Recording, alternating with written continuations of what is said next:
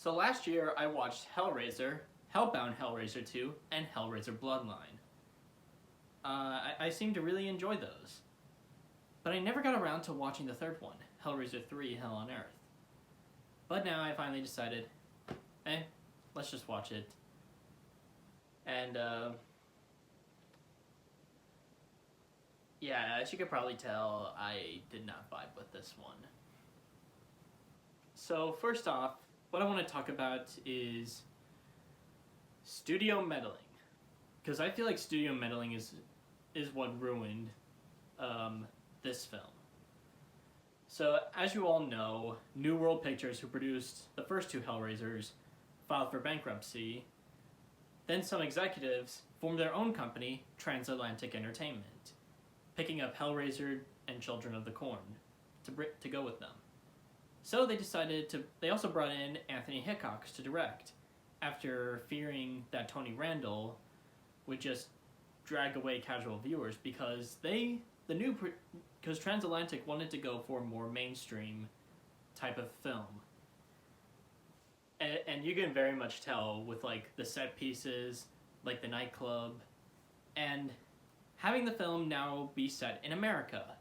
Well, the first one to be filmed in America, and as you can clearly tell, this is New York City. Another way you could tell is Pinhead taking more screen time.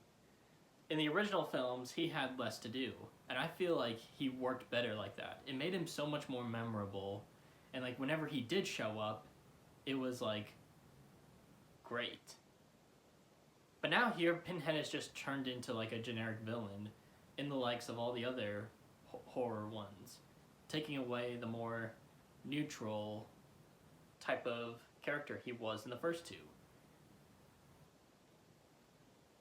So yeah, I feel like, so yeah, that's something that I feel like played to a big factor into why I didn't like this. Was Hollywood saying like, this, we don't have to like change it, but we need to for mass appeal.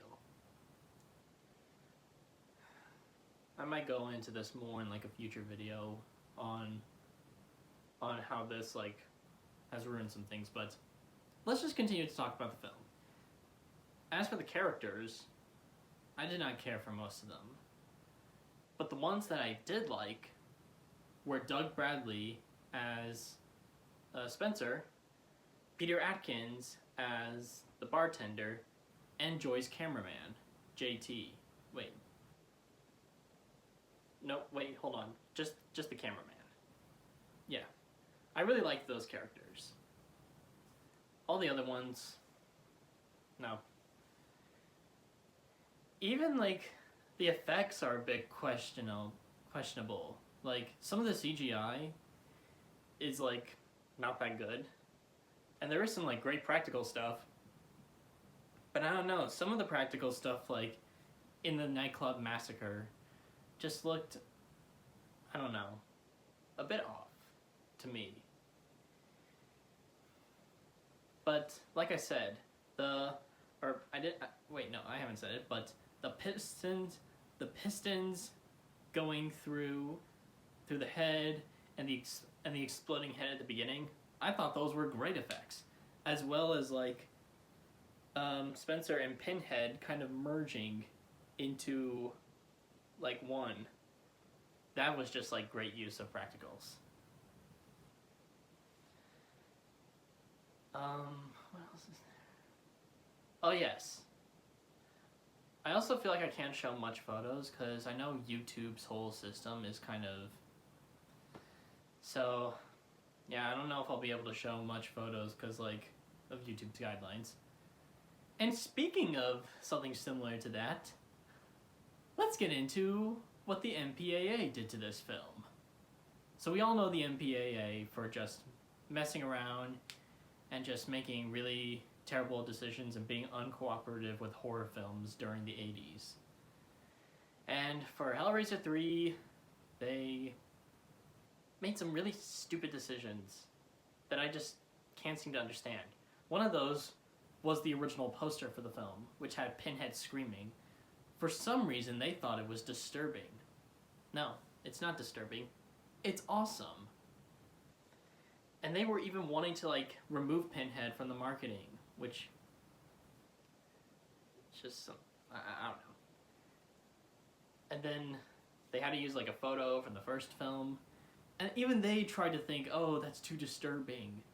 Thankfully, the studio decided it was actually appropriate during the first film.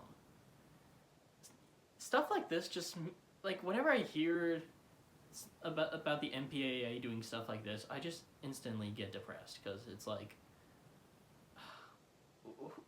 it didn't used to be like this. When the ratings board was founded, whoever like created it wanted to have freedom of speech. But I guess that all just went away. But yeah. Hellbound, no, not Hellbound. Hellbound is a great film. Hell on Earth, it's the worst Hellraiser I've seen. But I don't plan on watching any of the direct-to-video films, but I do plan on watching the 2022 film later on whenever we get to Halloween, so keep an eye out for that.